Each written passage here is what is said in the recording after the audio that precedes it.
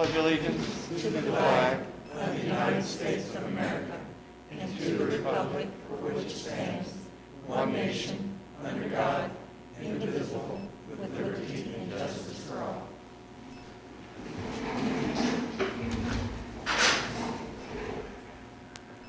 Roll call: David Bova here, Eric Bosler here, Geraldine Diesel here, James Kirshner here, Martha Riesinger here, Richard Rudloff here, Terrence McDaniel here. We have a quorum. The next item on the agenda is our St. Genevieve R2 School District Board of Education norms. Those are available if you'd like to read them. The next item on the agenda is approval of the agenda. Motion to approve the agenda of the October 19, 2021 regular session meeting. Second. I have a motion and a second. All in favor? Aye. Any opposed? Motion carries. Next we have the consent agenda items. Before you vote, we did update the substitute teacher list at like 4:13. We added an individual that should get certified tomorrow, but we will keep that person off of the list until we receive the verification from DESE. Otherwise, she's going to have to wait 30 days. And we're in desperate need of subs. Am I okay to vote on the consent agenda? You should probably abstain. Okay, I will. Yeah, how about that? All right, I'm sorry. Consent agenda. I'll make a motion to approve the consent agenda. Second. I have a motion and a second on the consent agenda. All in favor? Aye. I will abstain from voting. Motion passes. Next, we have public participation. Per policy BDDH-1, public participation at board meetings, the following guidelines and procedures will be followed. In order to speak during public participation, a public comment form must be filled out and submitted to the board president prior to the beginning of the meeting. The public comment period will not exceed 15 minutes. No individual will be permitted to speak more than once, and each speaker will be allotted no more than 5 minutes. I have 3 comment cards, so 15 minutes should be able to accommodate that. Once I call your name, you can step up to the podium and speak. Please address the board. Mr. Bosler has a timer that you can watch.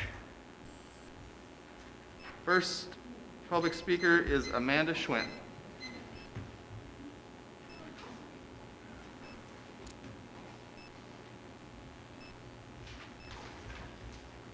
Hello. Hello. I have my daughter with me. She's going to speak too. Yeah.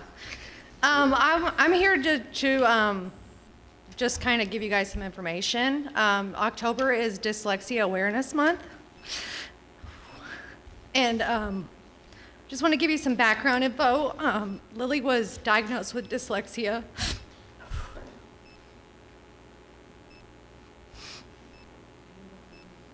Our second speaker is Lily, so I'm just kind of filling in for you. Do you want to go? I will. Okay, so in November of 2018, she was diagnosed, and that was in 4th grade. Her normal grades in 4th grade were D's and F's. And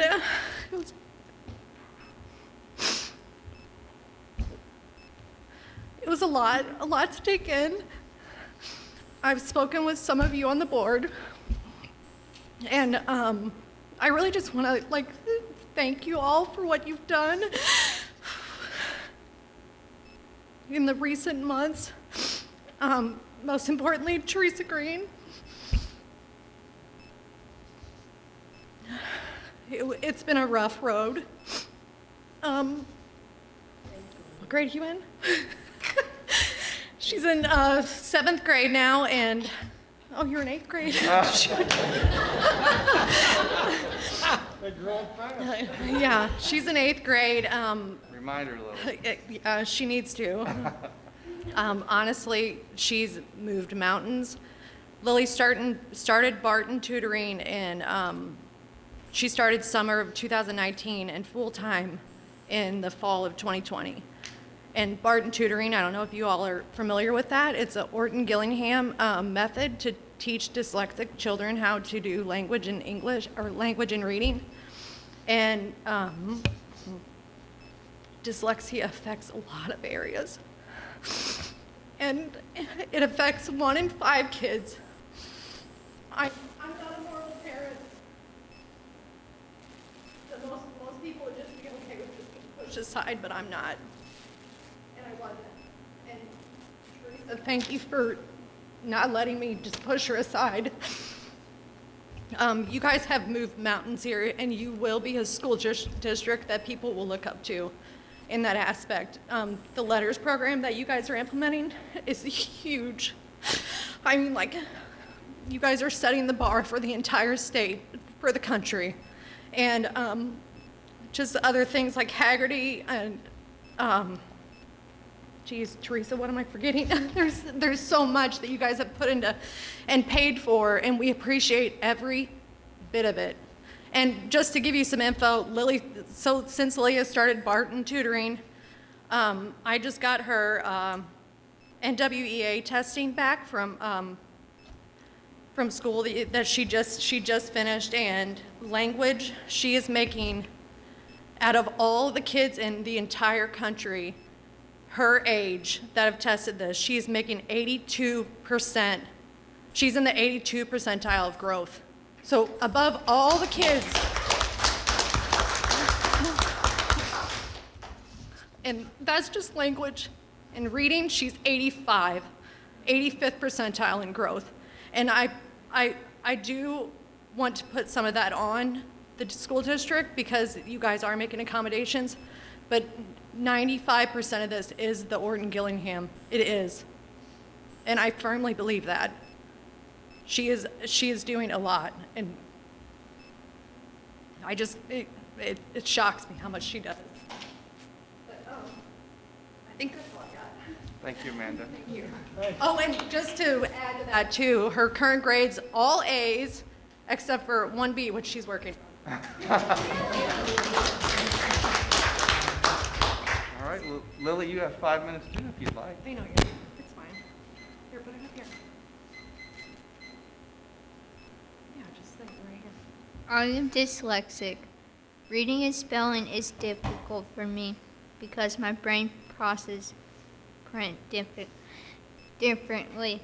I spent a lot of years thinking I wasn't very smart, but now I am since I started tutoring with an Orton Gillingham program. I am doing better in all my classes. It helps me with schoolwork and on tests. As long as I receive the accommodations I need to be successful. My tutor says OG program is structured literacy, and that is the best way to teach reading. All I know is it works for me. Skills are taught in a different order than in schools. Explanations are more clear, and I practice in many different ways until I am sure I understand it. When my tutor and I work together, we are a team, and I will be the winner. Thank you. Thank you.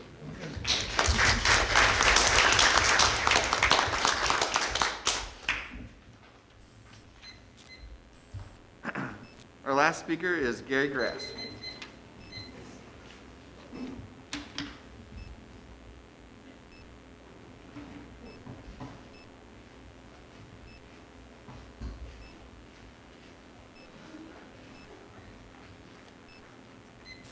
How I'm supposed to follow that, but good job, Lily. Good job, Lily. I just wanted to talk real quick about the masks, of course. I just wanted to point out a little bit of the day that you all had decided to remove the mask mandate. There were 0 positive cases in the school district that day. As of Saturday, on the screenshot of on the dashboard of this website is now 5. So I just want to point that out, that it is coming back up. And the St. John County, when I was here the last time, in the state, St. John County was 63rd. They're now 45. Which I'm sure you probably already have researched that. So the numbers in the county are climbing. I'm not saying those are because of the math mandate. I'm just saying in the area they're climbing. Cape Girardeau, which, you know, it's not that terribly far from us, they went from 16th to 9th. Perry County went from 8th to 11th. I'm sorry, 11th. I'm all messed up. They went from 7th to 8th. So they're staying a little bit. They did do better. But one of the questions that was asked the last time right before the vote was that at the start of the school year, without masks, how are the numbers compared now to then? And the answer was, we were at a much worse place then than now. So, but we dropped the mandate. So I just wanted to speak my piece a little bit, just where the numbers, what I'm seeing. So that's really all I've got. Thank you, Gary. Thanks.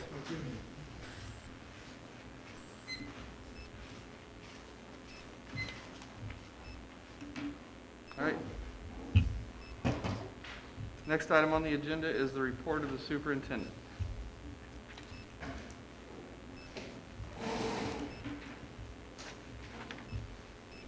Good evening.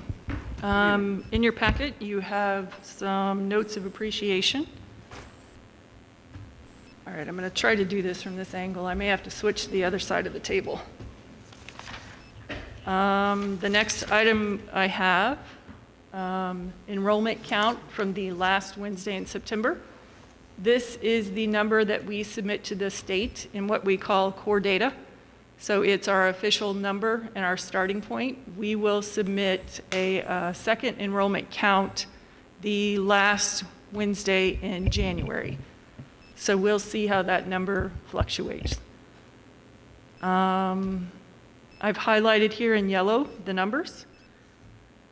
And you see that we have had a little bit of growth. Hang on, I need to pull it up on my computer. I can't see. We've grown by 4 students since the count last year.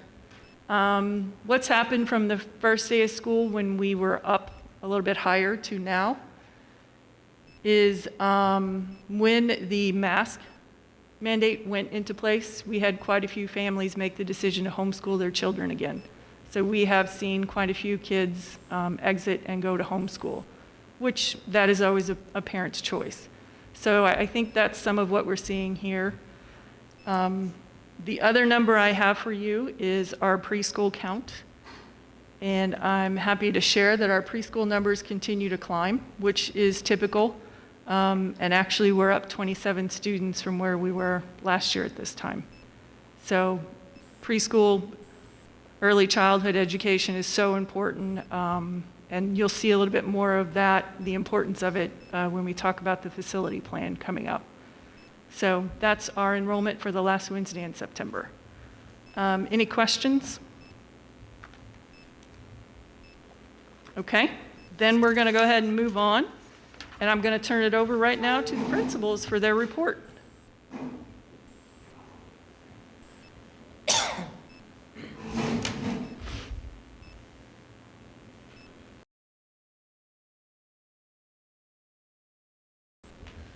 Okay, good evening. October has been an extremely busy month, but I just highlighted a few of our activities that we've done with our students. Miss Rowland spent a lot of time organizing a career day for our 4th and 5th grade students this year. Normally she does it for 5th grade only, but we have a really small 4th grade class, so she asked if they could join, and the next year she will have different career speakers for 5th grade.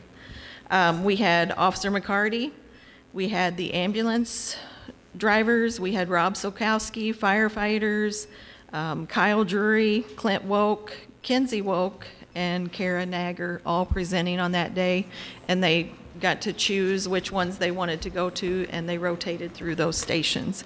It was a good day, and the kids enjoyed it.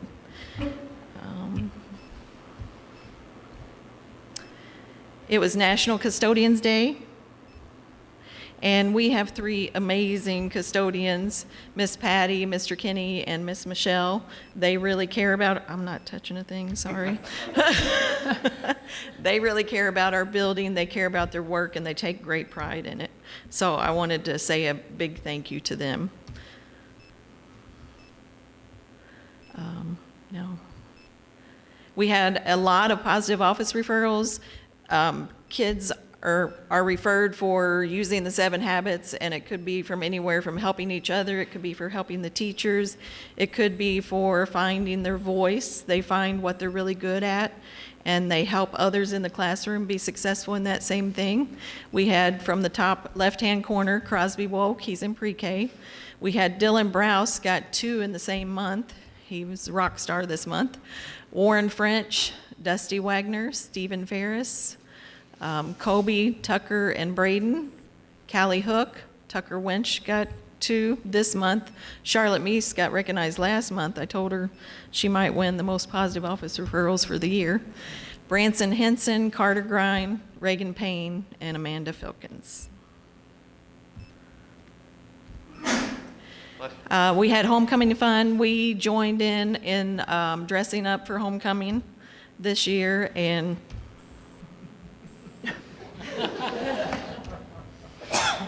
well, you got to see a little flash of pictures. We had fun every day that week, but the most fun was when the high school came out. The cheerleaders, the band, the dancers, the flag. I'm sorry, I don't know what it's called. The flag people, and they got to, all the little kids got to see who's in the band and who twirled the flags, and all the Bloomsdale kids stepped up, and they really enjoyed that. And they threw candy. It was a good time. So, It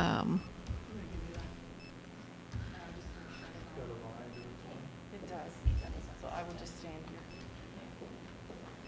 then Mrs. Uding set up a author's visit for 4th and 5th grade together, and it was for 4th and 5th grade in town and out at Bloomsdale. And they sent out a flip grid ahead of time where you could ask the author questions. It was Rick Riordan, and he writes Percy Jackson books and the Olympians, and his books are all about mystical worlds, and the kids really like him. So they had a good time. They could ask him questions on Flipgrid, and then that Flipgrid ran, and you could see the kids, and then he was answering the questions. And it was just really neat. Miss Uding set that up for us. And then we are doing a breakfast contest, and we did a snow cone celebration for the class that won the most breakfast, or ate the most breakfast that month. And I don't know if that's it, but that will be it, okay? That's Bloomsdale. Thank you.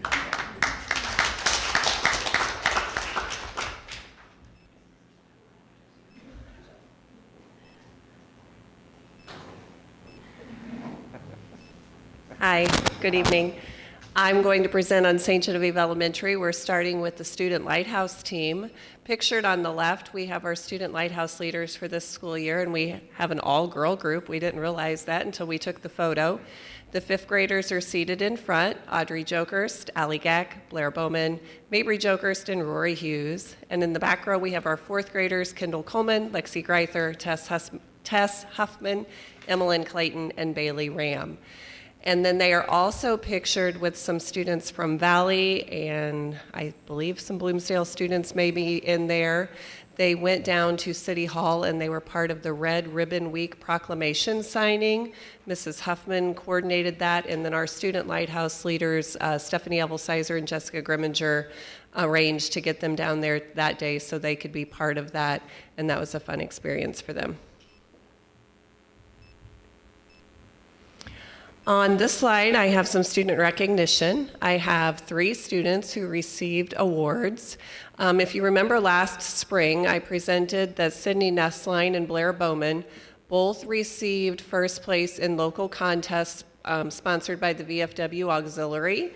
Well, they went on to the state level, and on the left, Cindy Nestline, she received third place at state for the Get Excited for the Red, White, and Blue National Anthem Singing Contest. And on the right, Blair Bowman received third place at the state competition for the Illustrating America Art Contest. So those were very prestigious awards for them. And then in the middle, we have Lexi Greither, who is now a fourth grader, but last year she was a Do the Right Thing recipient, and they had the ceremony this year.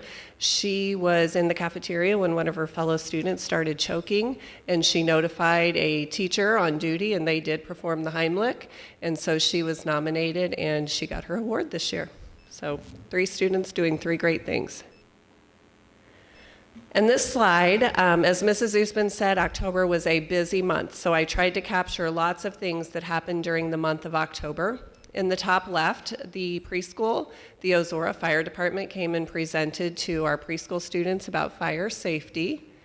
On the top center, we have some homecoming dress-up days. We had PJ Day, we had Team Day, we had class shirt day. The teachers in the top right are wearing rainbow tie-dye shirts because they represent all the different colors of the rainbow, because all the students are our kids. Then we had some crazy hat days, and then we had green and white spirit day. We did a little friendly competition with our staff that by the end of the week we were very competitive, and we had to put a halt on that because they were all trying to outdo each other and grabbing. No, it was all good fun. But I was worn out scoring the competitions, so that was a lot of fun. We have 3 of our SGE students standing there holding the STE signs. The high school graciously allowed us to use their gymnasium and invited us over to participate in a homecoming assembly. We hadn't got to do that in a couple of years, so that was a lot of fun. In the bottom right, we had a pink day for breast cancer awareness.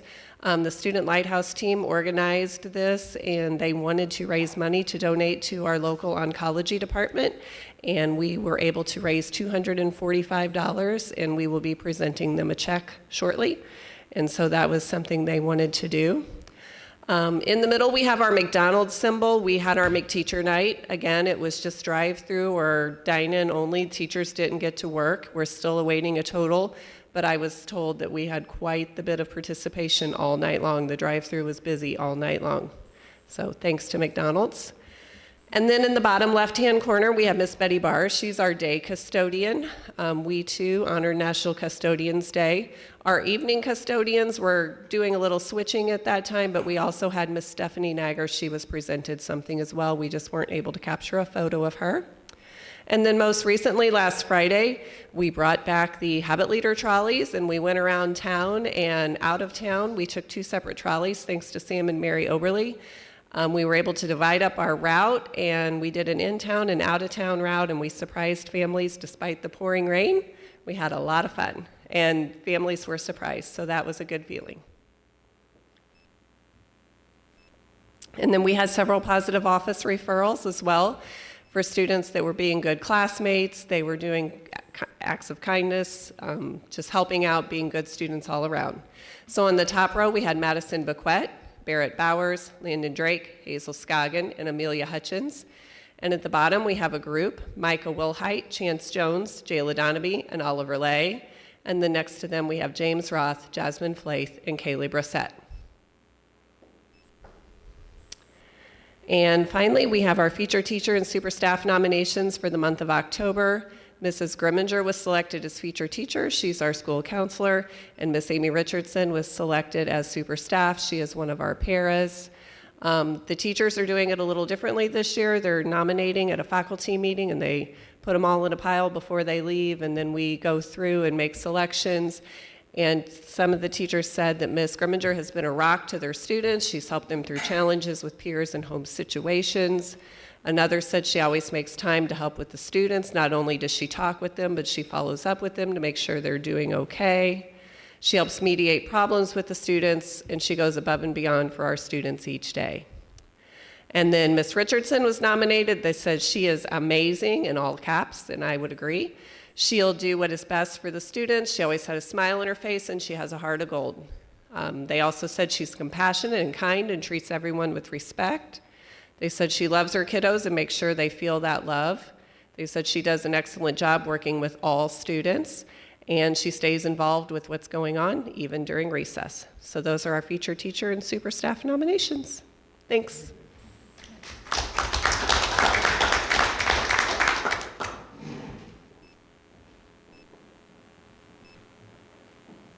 Good evening, everyone. We have had a lot to celebrate over the last month. I told Mr. Rudloff before we started tonight that I'm amazed every day when I look at the calendar and see where we are, because the days are going by so quickly. And I think one of the reasons is because we're busy. And that's okay, because we're busy with a lot of really positive things. So let's jump right in. Our biggest highlight of the month, of course, was homecoming week.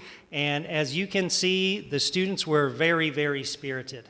I think they were ready to celebrate, to have some fun, to come together, and to really pump Dragon spirit that week. Some of the things that we have here on the far left, that's Eli Bennett with Mrs. Huffman on one of our dress-up days.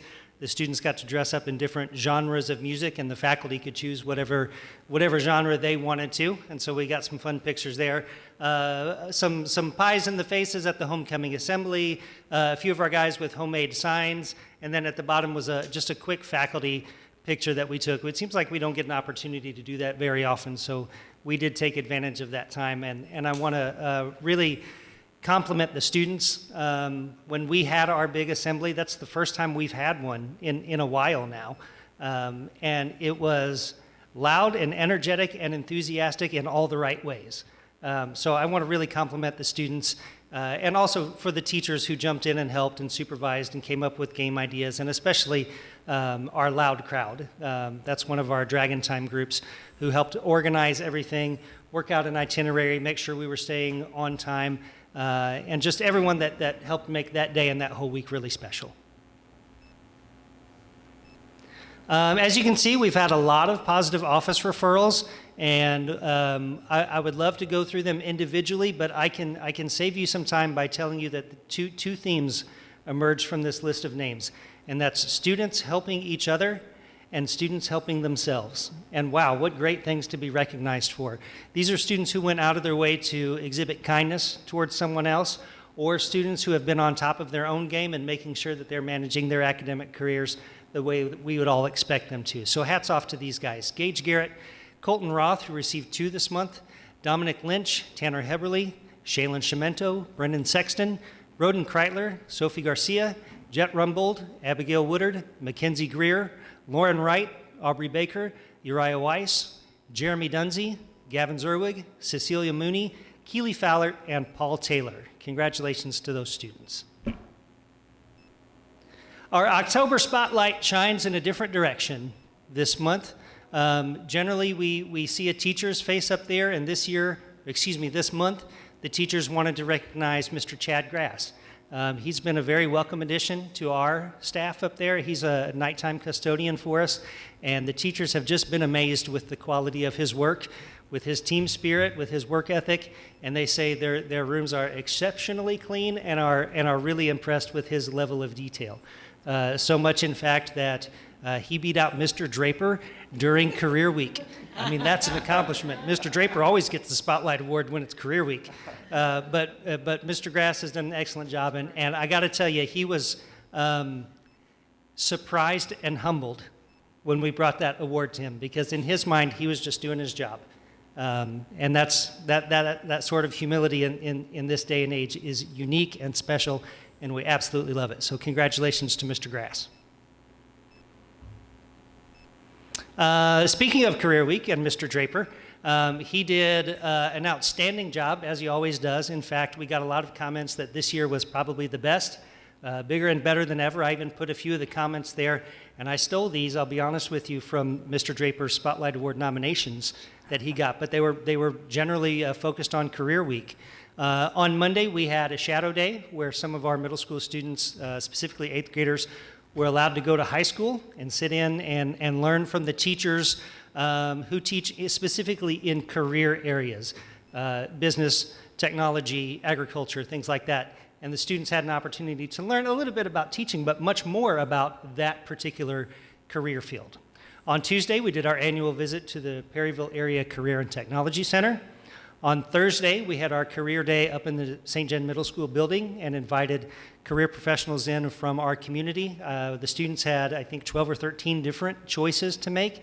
And I want you to know, Mr. Draper took those choices from each individual student and himself hand wrote a schedule for every 8th grade student so that they could all get to see exactly what they wanted to see. And as I'm sure you can imagine, that's a big task.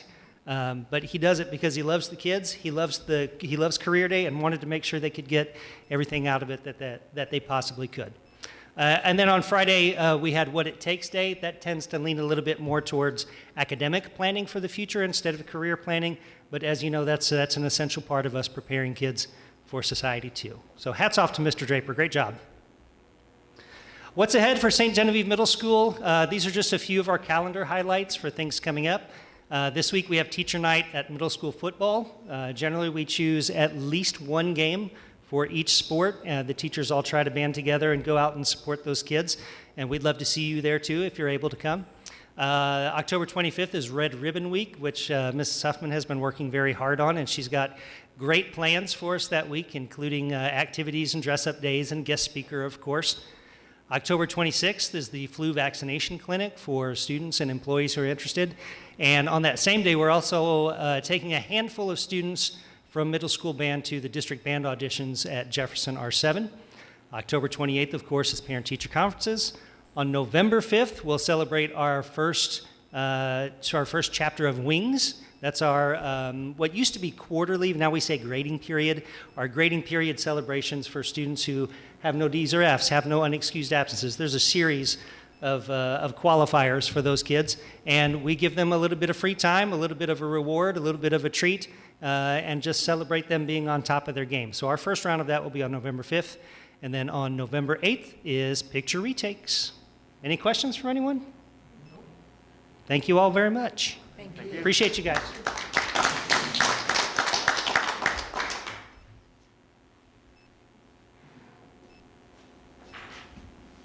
Good evening, everyone. Mrs. Usman, thanks for working all the kinks out for us here. I appreciate that. And Dr. Mercer, I think probably the career week was so successful because I wasn't invited to be part of that this year. So I would venture to guess that was a big part of that. So yeah, keep me out of that. St. Genevieve High School, much like both the elementaries and the middle school, very, very busy, especially with homecoming week going. It was a very unique year this year for me because Dr. Mercer and I actually were both out at the Missouri Association of Secondary School Principals Fall Conference on Monday and Tuesday of homecoming week. So I come back on Wednesday and we are in full swing with green and white and spirit days and a lot of just spirit and excitement and enthusiasm for our students and our student body and just getting involved. Our teachers were amazing. I actually had an opportunity on Friday. You can see down in the bottom left corner, I was approached by some of the elementary teachers. I don't know what kind of competition you had going on down there, Mrs. Geck, but they were working on some kind of pictures, and they asked me if I'd put on the dragon mascot costume.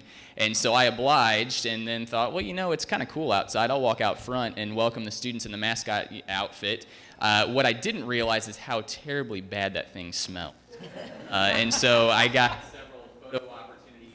to have an opportunity to be able to just engage with our students, and that was really a lot of fun. A lot of green and white during homecoming week, and a lot of spirit and a lot of enthusiasm, and I'll continue to come back and touch on a lot of those pieces. Our band was in prime form. We had an opportunity this month to highlight Tyne Hook as the Missouri Track and Field Coach of the Year for the statewide, and so that's a really, really big deal. We had a running of the halls to celebrate and recognize her, so that was really a lot of fun. So just a lot of major things going on in the high school this month.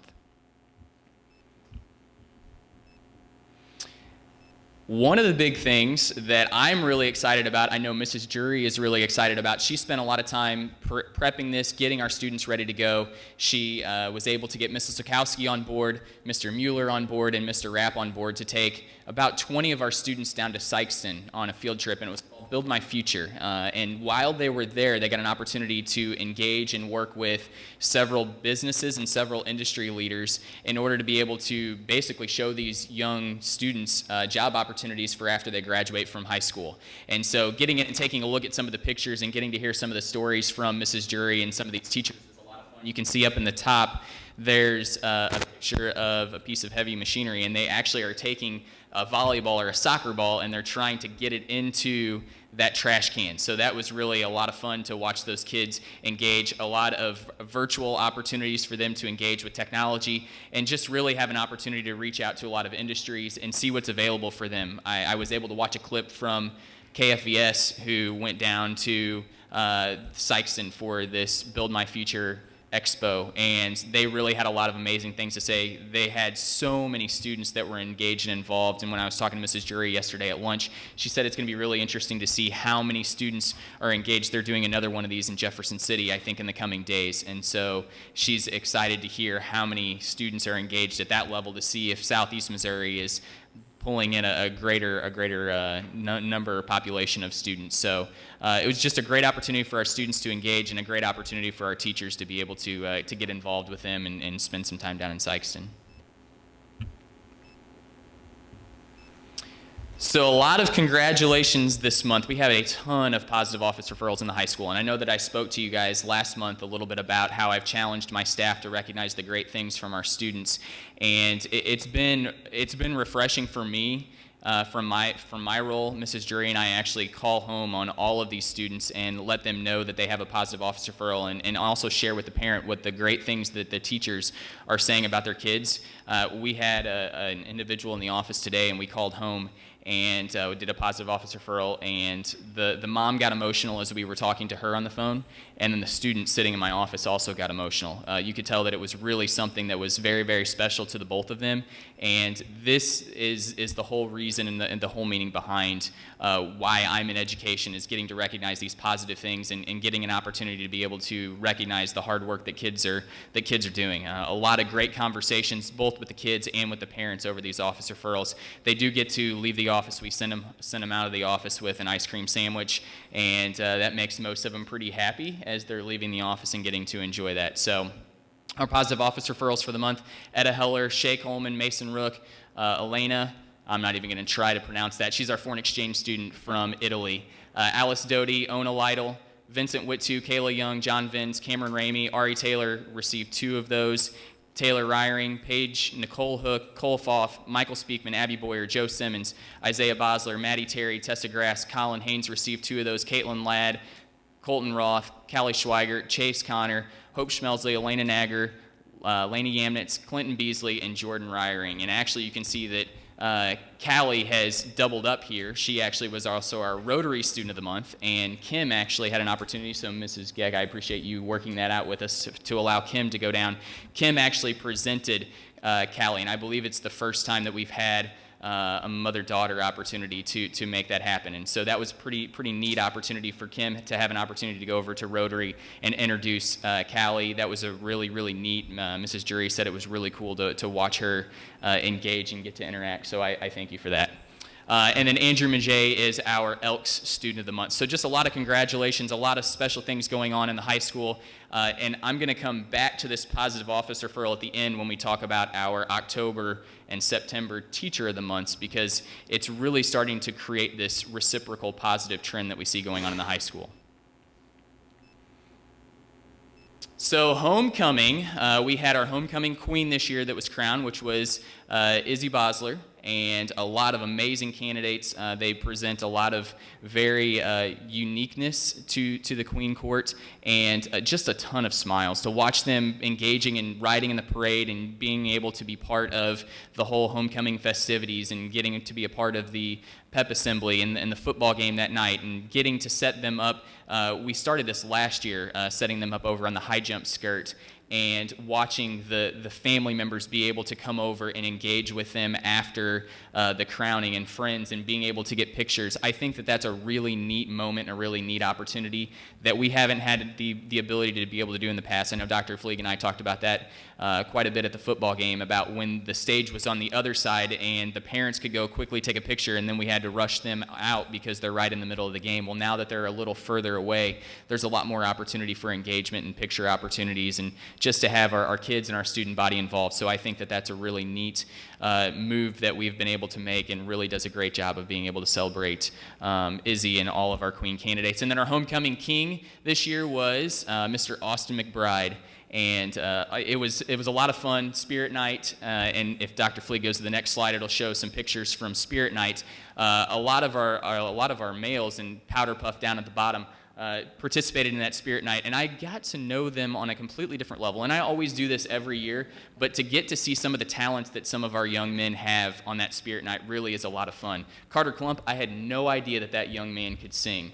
So it's very, very impressive to see just some of the different talents and some of the different things that our males have in the high school, really. And watching Austin braid Abby's hair was quite entertaining as well. It was actually a really good braid. I was very impressed.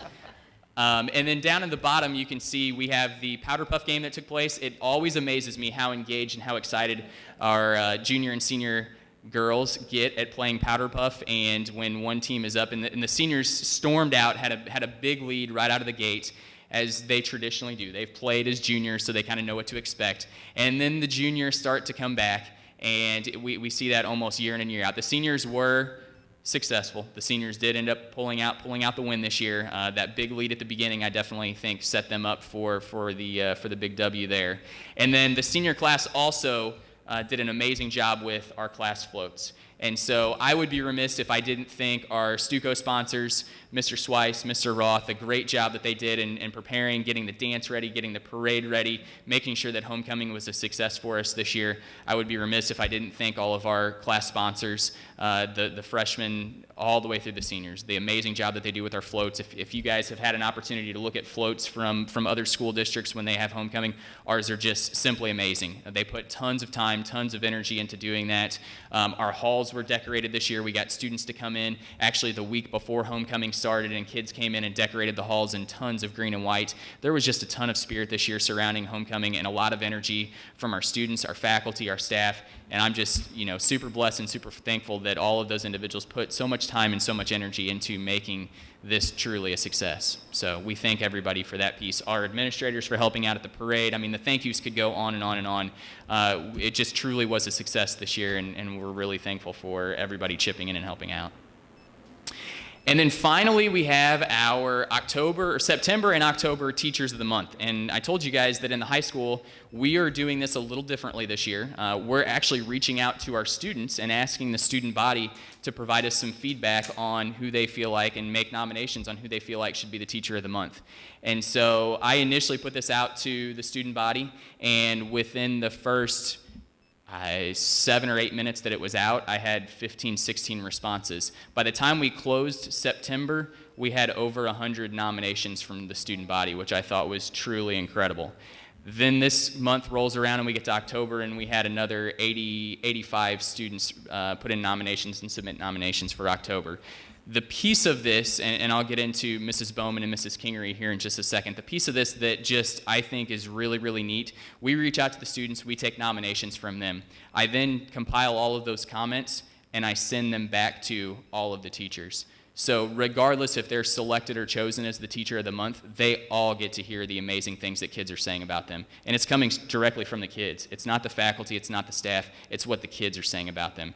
And it's been super powerful. It's been motivating for our teachers. I've tried to send those out strategically on a Sunday night, so that way it gets them excited for the upcoming week. But it's just been truly amazing to see this, and I talked about that reciprocal trend.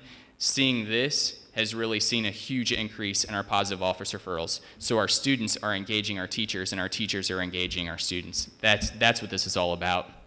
So from those nominations, it is strictly anonymous. I take out and change it. You can see they're all just pronouns. I take out the names. I try to take out subject matter, and I take it to my principal advisory group, which is composed of our 4 class presidents, Stuco president, NHS president, and at-large member. And from the nominations, students then choose which comment they want to be recognized as the Teacher of the Month. I have nothing to do with it. Mrs. Jury has nothing to do with it. Our staff has nothing to do with it. It's nominated by teachers, chosen by teachers. And that was something that I felt like was extremely important, is I want to hear from the kids. I can have my opinions and all of that, but the kids are really what matters. So Mrs. Bowman is our September Teacher of the Month. And the words speak for themselves. She continuously pushes her students to be the best they can be. She gets to know each of her students on a personal level so they can better communicate with them. She has a great sense of humor and isn't afraid to laugh at her students' jokes. She is the kind of teacher that treats every student equally while still maintaining the one-on-one connection with each student. She never has a bad day, or if she does, she doesn't let it show. She makes sure that all of her assignments are understood by everybody and will give her greatly appreciated advice anytime it is needed. She understands when her students need more time to work on a project or need a little extra guidance. She doesn't get frustrated at the millions of questions that she gets asked each hour and just has a way of making her classroom feel like a safe place. She is the kind of teacher that every parent hopes they are sending their children off to. She truly goes above and beyond and makes her class something that so many students look forward to. That was a comment made by one student. And then our October Teacher of the Month was Mrs. Kingery. She always goes above and beyond for her students. She lives a very busy life, but that never stops her from caring. She's incredibly observant while teaching and knows when her students are having a bad day. She's not only great at giving advice, but she makes the classroom feel like home. She makes learning fun. She makes it feel like it's not actually learning. She's got a way of teaching that keeps her students engaged. She's so very kind to everyone she meets. I'm beyond thankful to have her as a teacher, but not only that, someone to look up to and as someone I can go to when I'm struggling. Our kids have found people here at school, and I think that that's super impressive and super important for them to feel engaged.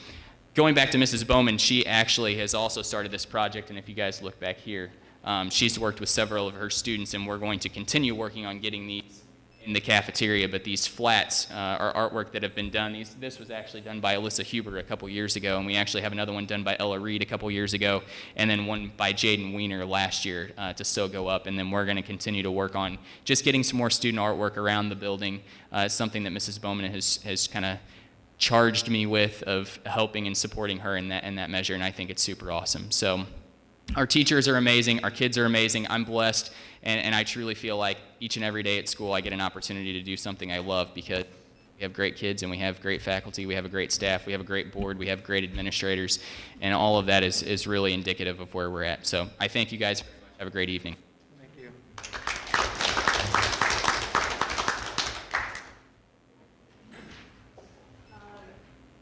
Next on your agenda should be safety reports, but we do not have any to share with you this month. All right. Thank you. Next on the agenda is unfinished business, and the first item is instructional program presentation by the first grade. Good evening. This is the first grade regional. I'm not sharing. And Jerry's watching her. I think this is the first month you can pull them up on here. Good evening. This is the first grade St. John Elementary and Bloomsdale Elementary October 2021 school board presentation. First, we thought it might be nice for you to see our pictures and put our names with a face. So on the left, you have the first grade teachers at St. Genevieve Elementary, Mrs. Valerie Amschler, Mrs. Julie Beckerman, Miss Tammy Guile, Mrs. Stephanie Sulcer, Miss Stacy Trollinger, and Mrs. Sheila Woodard. On the right, you have the three first grade teachers at Bloomsdale Elementary, Mrs. Kelsey Byer, Mrs. Ashley Grine, and Mrs. Emily Schleter.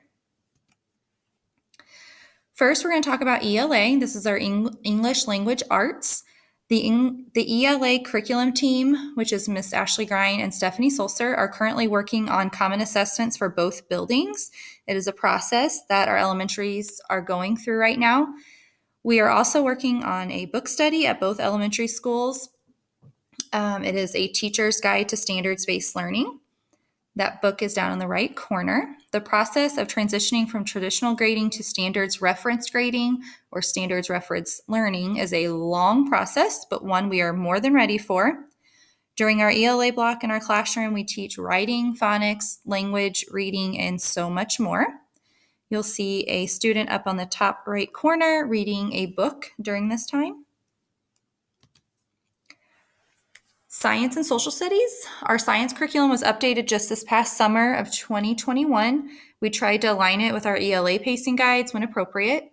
Students will have 4 units covering a variety of topics, including energy, sun, moon, and stars, as well as sound and light communication. Students will also be able to use materials to design a solution to a problem, and that's what you see in the bottom right corner here.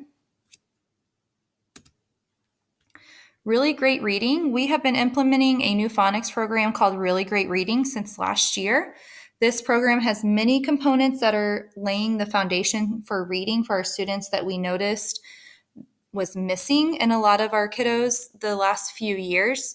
This includes, the really great reading program includes whole group instruction, small group guided lessons with manipulatives, an online digital playground for independent practice, and it also has a variety of assessments used to drive our instruction and our intervention groups during RTI, which we'll talk about in just a minute. This video is going to be of Mrs. Sheila Woodard doing our finger stretching, which is a big component. I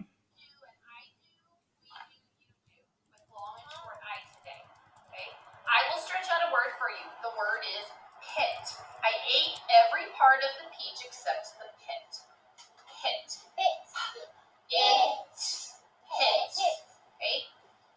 Pit has 3 phonemes. The vowel phoneme is I. I know the vowel phoneme I is short because it is the first phoneme in itch. Okay, now let's do some together. Okay, let's stretch out the word limb. The tree limb broke off during the storm. Okay, limb. Limb. How many phonemes did you hear? 3. What is the vowel phoneme? I. Is that long or short? Short. And how do we know that that is short? Because it doesn't say its name. Because it says name. Okay. Good. It's the first sound in itch. Right. Let's try some. Okay, so that just shows a little portion of what we do with our new phonics program, and it's really helping our students with their reading and writing skills. Guided reading is a part of our day where teachers meet with small reading groups daily to ensure progression in their independent reading level. Students are able to work with peers in these guided reading groups on fluency, accuracy, and comprehension strategies. These groups are flexible, and students frequently move from one group to another based upon their individual progress. And the picture down in the bottom right is of a small group in one of our classrooms. During Daily 5 or center time, students work independently on the Daily 5 activities or skill-based centers while the teachers meet with small guided reading groups or strategic groups. Under Daily 5, the 5 centers they have are read to self, work on writing, read to someone, listen to reading, and word work activities. During math, we like to use hands-on learning during math lessons to keep students engaged on the topic. That's what you see on the far right.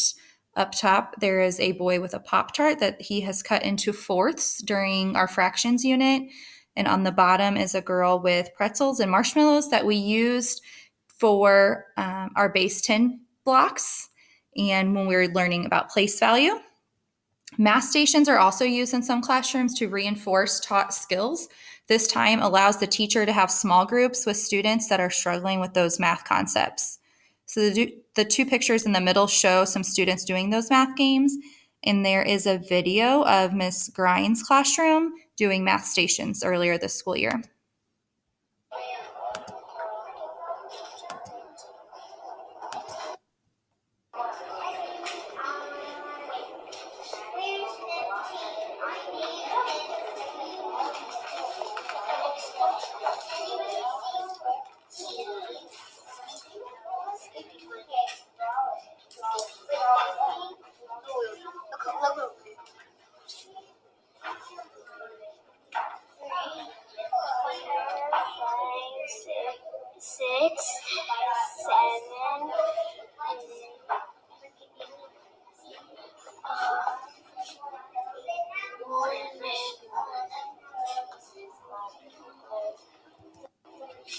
I'm on my 3rd level. Nice. So that just shows a little bit about our math stations and what they're doing during that time. RTI stands for Response to Intervention. We give grade level common assessments to collect data on every one of our students. As a team, we then decide who is below level and are in need of tier 2 interventions. Those students are placed in a small group with direct instruction on those skills that were assessed, and we meet with them daily for 6 weeks. They are then reassessed after those 6 weeks to see growth and reassess their learning. And if students are severely below grade level or struggle in many areas, there may be a need for a Tier 3 group, which is usually one-on-one with a teacher or a paraprofessional. At the St. John campus only, there is an intervention classroom. Students are placed in this room who are socially ready to move on from kindergarten. However, they are struggling academically. These students are given more intense small group lessons, and parents are contacted as often as needed to discuss and monitor their child's growth. As needed, students work one-on-one to get caught up and keep up with their peers. We do use a lot of technology in first grade. We are one-to-one with Chromebooks, just like the rest of our school district.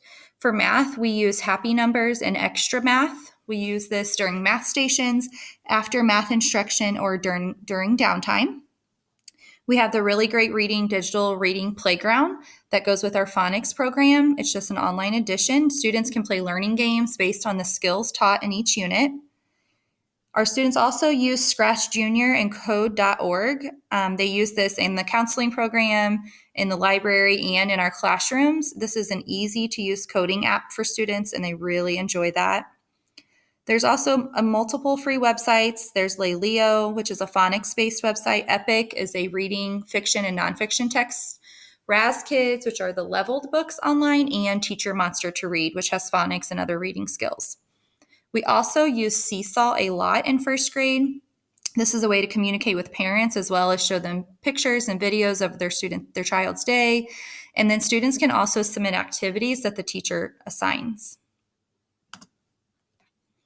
Some first grade classrooms also have flexible seating options as well. We know that all students learn differently, so it is important to give them multiple seating options. And you see multiple options down here in those pictures. Students are able to choose which one works best for them. Leader in Me is also very important in both buildings. We teach the 7 habits daily in our classrooms. We try to incorporate these habits and goal setting during a variety of ways. We have class mission statements, and the first picture on the left, you see a student. It's kind of hard to see, but they also make their personal mission statement. In first grade, we try to do just a 1-word mission statement and explain it to them as it's something they promise to do every day. So that girl's mission statement was to be healthy. We also have a picture in the middle of a student showing their leadership binder, and they were actually showing their wig. So that's their wildly important goal in math. The teacher in that picture is the middle school teacher that actually got to come out to a first grade classroom in Bloomsdale and see, or multiple classrooms in Bloomsdale, to see our leadership binders and how the kiddos can completely explain what's in them and what they mean. And then on the right are 2 girls that actually got nominated for a positive office referral by their teacher. Thank you for giving us the time to show you all about first grade tonight. Please feel free to come visit any of our classrooms to see what our little leaders are up to. Have a great evening.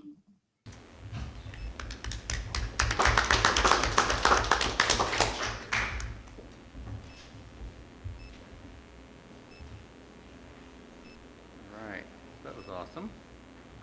Next, we have the modified quarantine guidance for students.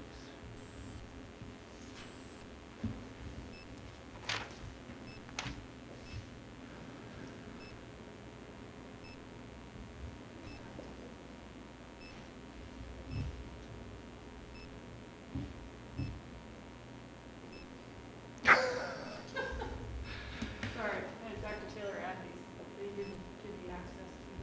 So, hang on just a second. It's coming. Okay. We do have a few slides of data that we want to share.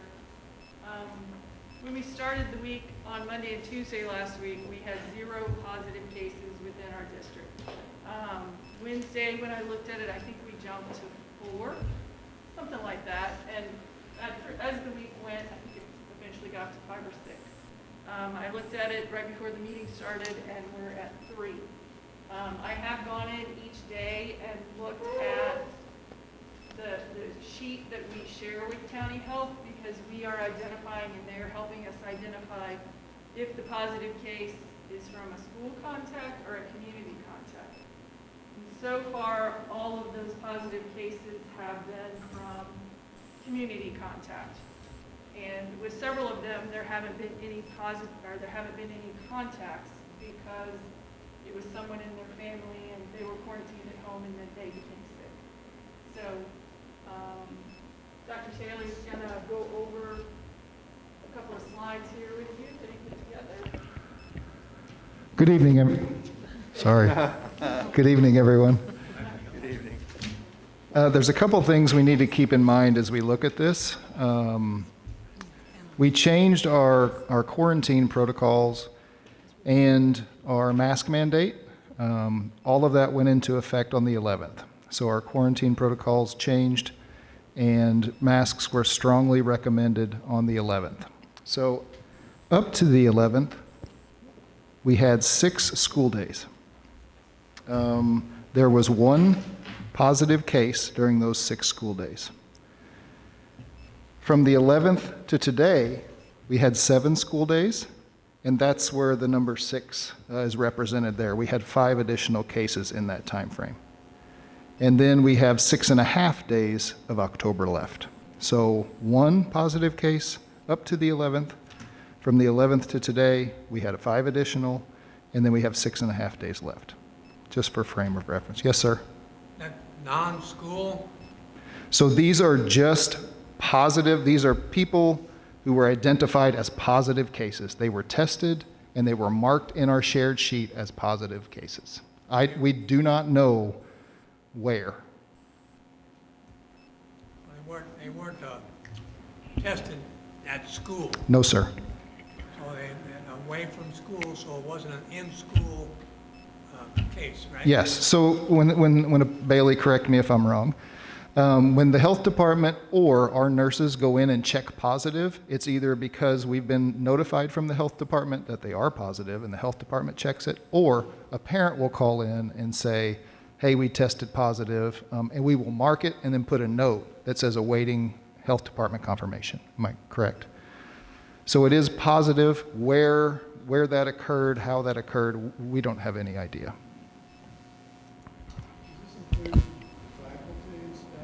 So this is everyone. Mhm.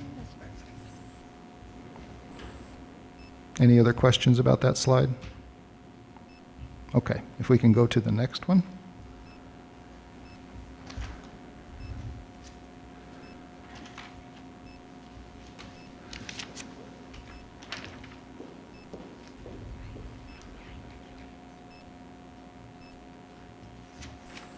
There we are.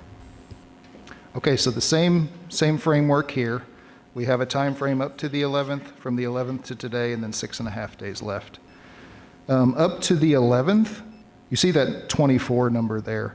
That's total in October. Up to the 11th, we had 12 quarantines, and then we had an additional 12 up to today, so that makes a total of 24, and then we've got 6.5 days left in October. So we just thought it was appropriate to put those numbers together since we're looking at this every time we meet. And that gives you a good framework. You do have additional graphs in your packet, but the next 2 are cumulative. The next 2 are from 2021, and the last 2 are just basically regurgitating the data I just covered with you in a different format. So those were all the graphs I covered last time we spoke. But I thought it was important that you get a baseline for where we are, and those time frames are important as well, because when those changes go into place, it's important to know what happened up to that point in time and what's happened since.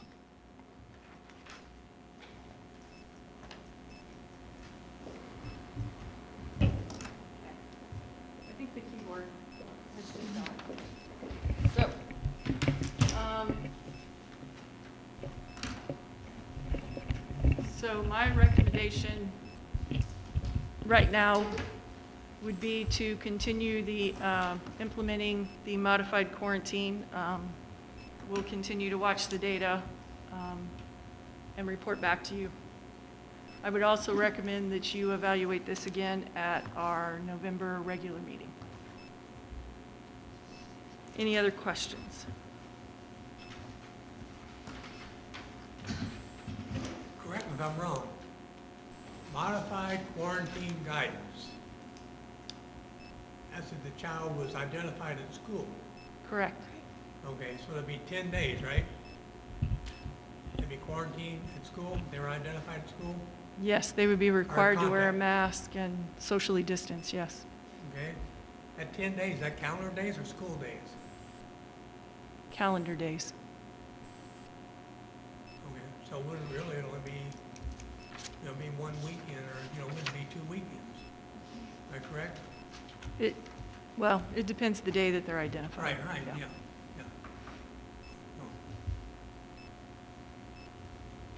So that, the modified quarantine would be the ones who came in close contact with a person who was identified, Only at school. only at school. So the ones that we don't know where they came from, the county health contacts them, they're quarantined at home, correct? Correct. If it's in the community or in their home, yes. Okay. Just one clarification, yeah. Okay.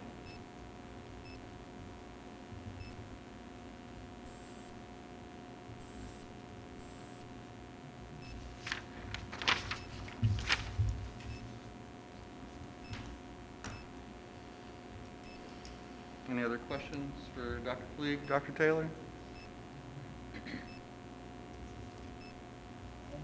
Make a motion to approve the continued use of the modified quarantine guidance for students. This decision will be reviewed and discussed at the next regular open session meeting.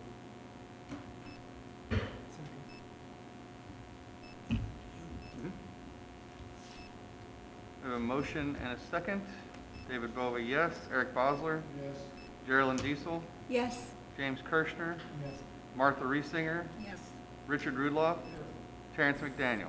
Yes. Motion carries 7-0. Next, we have the face covering requirement. I am recommending that we continue the use of strongly encouraged for all students and employees while they're on campuses during school hours, but continue to require visitors to our campuses during school hours to wear face coverings.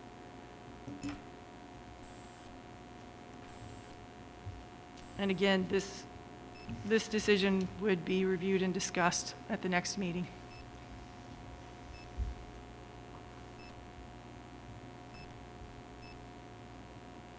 I make a motion to approve the continued use of strongly encouraging face coverings for all students and employees on the campuses of the St. Genevieve County R2 School District during school hours.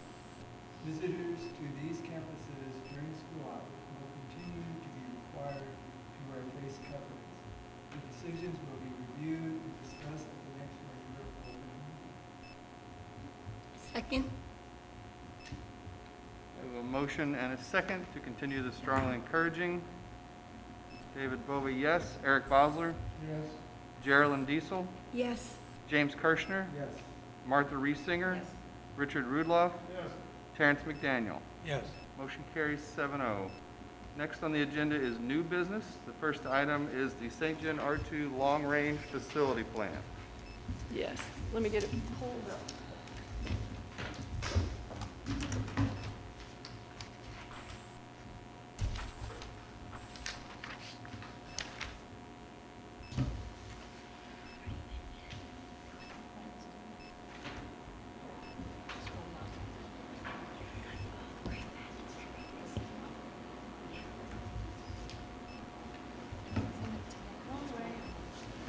Okay.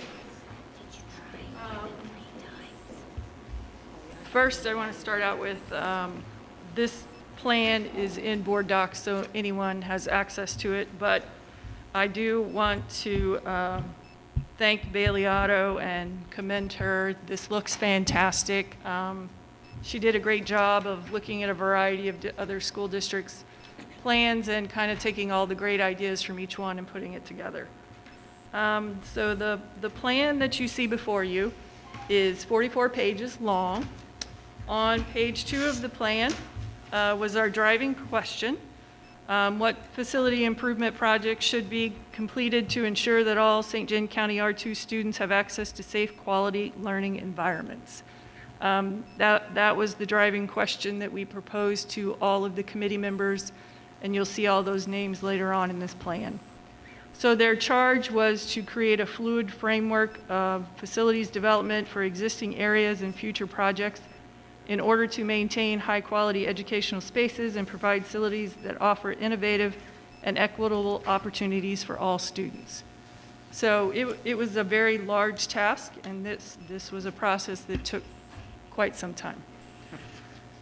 Page 3 kind of has an outline of how membership was set up.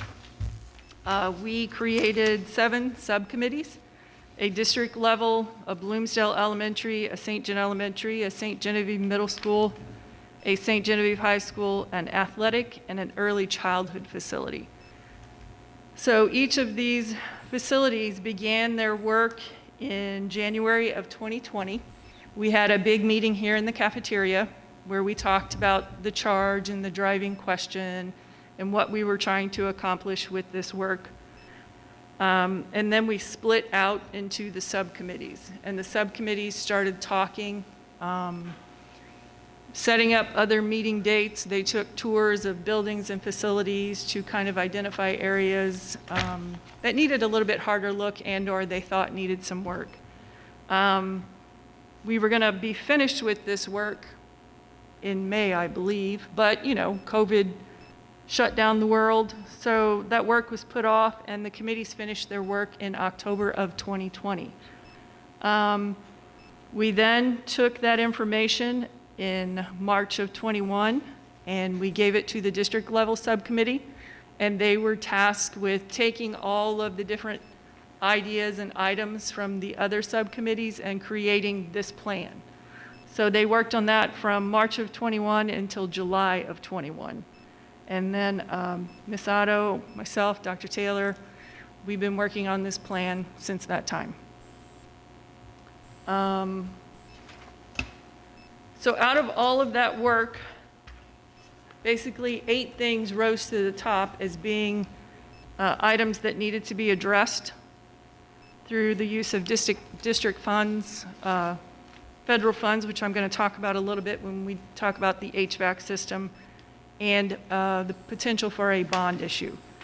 The first item that came to the top that we really need to address and look at is early childhood and the possibility of building an early childhood center. And it would incorporate our early childhood special education program, our preschool programs, our parents as teachers. What am I missing, Teresa? Yes. We have talked about adding kindergarten into the early childhood center, having all kindergarten classes in one location before they go out to the buildings. We do have probably an issue trying to find a location. Of course, we have the land at Bloomsdale Elementary to build one. There's a possibility of building one on this campus, but ultimately it would be nice to find some land on 61 between the 2 buildings and put it in between. Now, will that happen? I don't know. That's something that we need to explore more and dig into. But early childhood came to the top that we really need to do something and address this issue, especially in our community, because finding childcare is becoming extremely difficult to find. The second item that was identified was St. John Elementary. They need some HVAC work. They need some ADA compliant work, because if you try to go in the front of St. Genevieve Elementary, you're dealing with steps. And our parents in wheelchairs and who have trouble with steps can't enter through the front of that building. The possibility of constructing a new entrance with some new office space and doing something with the gym. That gym is not big enough. They cannot, as you heard Mrs. Geck mention tonight, it's not big enough for them to put all of their students in and hold an assembly. They have to go to the high school and use the high school gym if they want to do something like that. The third thing was the middle school. Again, it was an ADA issue. We have students in wheelchairs who never see the top floor of the middle school because there is no elevator to the original part of that old building. So adding an elevator that would hit all three floors, the top of the middle school, the main floor, and then the annex basement. That configuration has the idea of adding some space for counselors and nurses' offices, and the middle school is in desperate need of some HVAC work. The fourth item was Bloomsdale Elementary. They need HVAC work also, a heat pump, so I'm hopeful that it survives the winter months. We need to work on a double gated entry in the vestibule of this building. Right now it's just a single door, and for safety reasons it's really supposed to be a double gated entry. The other item on their list is the lagoon. We did recently get an okay that our plan is working, but at any point the Department of Natural Resources could make us do something different with that, so we continue to watch it and explore what we could do to correct that issue. The high school, to add a gym. This was on the last bond issue list, but it got cut and pushed down to the bottom. Kind of more like a practice gym area, and underneath it would be to create a new weight room area. Item 6 were our athletic facilities down at Yanks and Leon's. Field lights are in need of repair. We need a higher fencing around the bullpen. The bleachers at Yanks North and South need to be replaced. And I think the lighting poles also need some work. And the restrooms at Yanks could really use some work. And at the track and field. That was, for the men's restroom, that one's pretty bad. Item number 7 was the high school itself. The restrooms in this building are pretty dated. Doing some, updates in those bathrooms and installing some touchless water fountains and automatic flushing toilets would greatly improve those. And then item number 8 was a technology upgrade. Our current card readers on our door locks are dated and becoming extremely hard to find parts for. I know Dr. Mercer at the middle school has been dealing with a lock that doesn't work for about 2 years now. Off and on, it's hard to find parts for them, so we need to replace the entire card reader system, which means we also need to install new doors where those readers are because of the holes that had to be drilled to install them. So those were the big items that came out of all of that work. Starting on page 10, there's some visuals and some pictures, some cost estimates from our architectural firm, some mock-ups where like the high school additional gym would go, where the elevator would go at the middle school, just kind of some specifics and what we're thinking right now. Page 18, we have our 5-year items. Those are listed out by building, so Bloomsdale, St. John, middle school, high school, and athletics. Again, and then early childhood maintenance. And the maintenance portion includes roofing projects, upgrading our fire alarm system, and the stairwell at the district office going into the basement is not in great shape and is kind of falling in. On the 10-year plan, again, we have some of those same areas, and then there is a 15-year items list. If you go to page 23 and 24, that is the names of everyone who was a committee member and participated in one of these subcommittees. So quite a big group of people.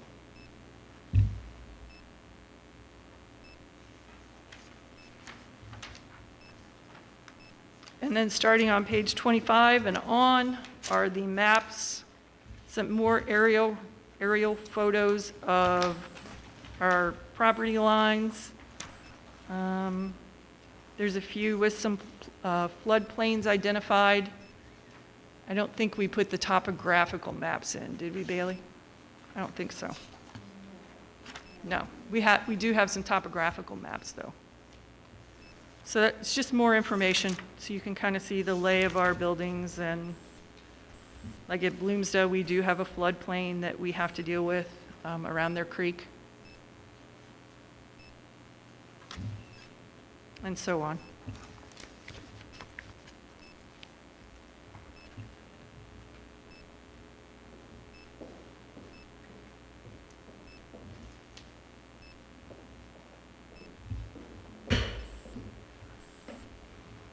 So this is the plan that we put together based on all of the committee participants' feedback and suggestions and ideas. Do you have any questions for me? And they received a copy of this last week. Julie? Yes. Probably one of the most pressing things on there is the federal government with DNR, is that correct? With the lagoon? We just recently got, our plan is working, so. Okay, did they give you I mean, how long are they going to, okay, is that a year annual or? It's reviewed annually, even if, Okay, yes, but we're okay now. we're okay right now. Yeah, but they could shut us down a year from now. Correct. But right now, what they've told us to do and we're doing seems to be working. Keep working, yeah. Yes. Dr. Fleegan, some of these items say former alternate, and I apologize if you explained this. So that's items that were on the previous bond issue? Yes, they were on the master list, and as either the list got cut down or the work started and things were more expensive, they got cut off. So they've been on previous bond issue list. So we're gonna be looking to look at a bond as much as we can. Yes, that is the hope, that we can run a bond issue in the spring. Just kind of start with number one. Yes. Our bonding capacity is quite large. It's like $20 million because we haven't ran a bond since 2014. So we've actually, we're in the process of paying off a couple, so it'd be a no tax increase. Correct. Some of these items that KRJ has given estimates for, especially the immediate priorities, a lot of those would fit within that $20 million bonding capacity. Yes. I think how many projects we can accomplish depends on the early childhood center. Is it just early childhood without a kindergarten center? But if it's without the kindergarten, well, if we leave kindergarten in the buildings, then we run into the issue, especially at St. John Elementary, they need more classrooms. So what do we do with that? So, you know, moving kindergarten into a center like that in one central location would free up, I'm trying to guess, Nanya, with early childhood and kindergarten. Yeah, approximately 10, and then at Bloomsdale Elementary, 4 classrooms, which would accommodate some of the growth we're seeing in those buildings. But, you know, if you put kindergarten in, then it's a bigger ticket price because you're talking probably 10 more classrooms. 10 more classrooms to accommodate kindergarten. Bigger playground, more playgrounds, bigger parking lots, things like that. Dr. Fleek, so what's the process and the timeline for determining which early childhood option we go with? It's really the land. Where are we going to put it? All right. I need to talk to some people because I have been approached about a location. It's not a guarantee. But that'll be my next conversation after you approve the plan. Okay. a lot of these, besides early childhood, when it comes to HVAC, ADA, elevators, I mean, they're safety and health related, so some things we definitely need to get done. Well, and I did want to mention, we're getting ready after this item to talk about the HVAC system at St. John Elementary. So what we're doing with our ESSER 3 funds, you can upgrade your HVAC systems to improve indoor air quality. So I'm actually going to pull the HVAC work for St. John Elementary, the middle school, and Bloomsdale Elementary, and incorporate it into our ESSER 3 fund. Hoping to get St. John Elementary done before the spring so we can turn their air conditioning back on, and do the middle school and Bloomsdale Elementary work hopefully in the summer. So I'm going to come back with those proposals in the next few months for you. And I'm not counting, but amongst all these subcommittees and the district level committees, there appears to be, I'm going to guess, 75 to 100 parents and students who gave input. Yes. Very large, engaged group of people.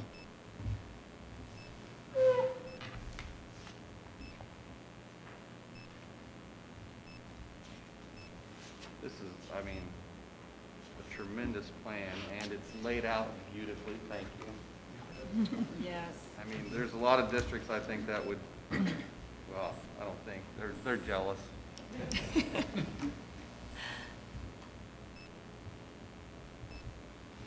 I'll make a motion to approve the Century Electric Long Range Plan, Long Range Facility Plan.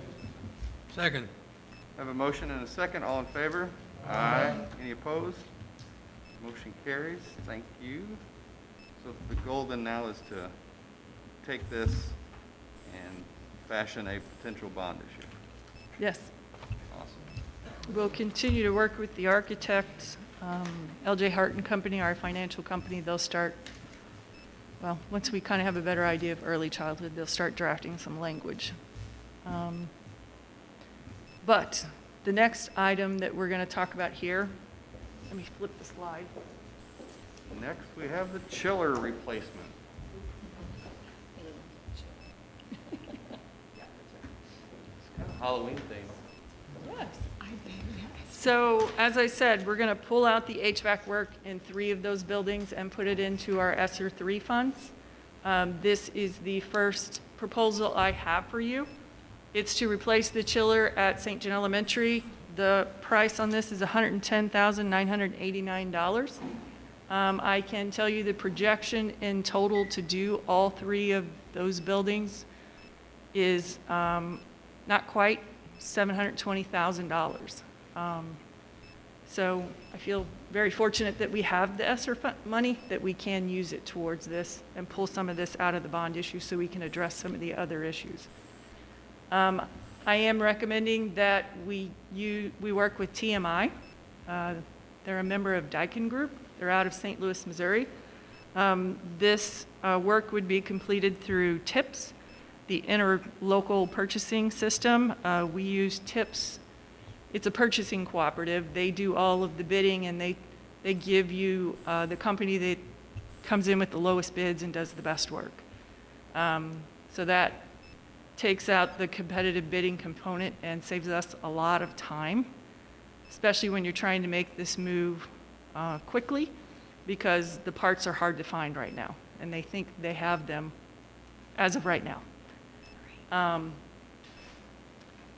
So you have the proposal from TMI in front of you with all of the information and what they will do to accomplish this work. I was going to say we did use TIPS to do the resurfacing on the track and field, and we used, was it TIPS or Byboard to do the security cameras on the bus. Byboard is another purchasing cooperative. So we've used purchasing cooperatives in the past.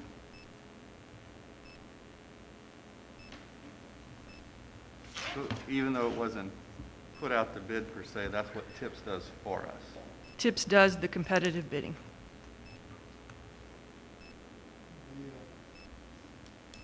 So the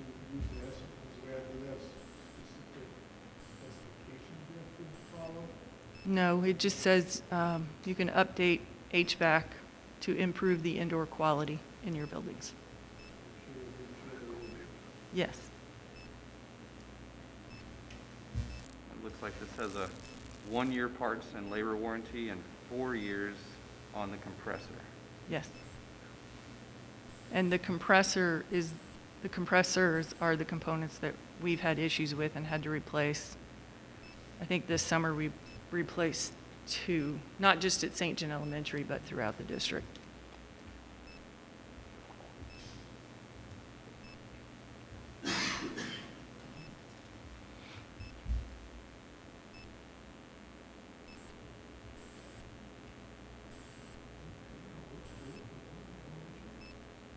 I assume so. Yes, it's the chiller system for the building.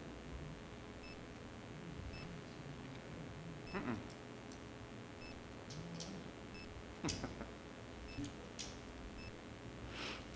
Any other questions? Okay, I'll make a motion to approve the replacement of the chiller at St. Genevieve Elementary as presented. Pardon. Got it? Have a motion and a second. All in favor? Aye. Any opposed? Motion carries. Next, we have adjourned to executive session. Mr. McDaniel. Under revised Missouri statutes 610.021, I motion that the Board of Education adjourn to a closed meeting with a closed record, a closed vote, after a short break, for the purpose of discussing and voting upon the following items of business: hiring, firing, disciplining, or promoting of particular employees, and scholastic probation, expulsion, or graduation of identifiable individuals.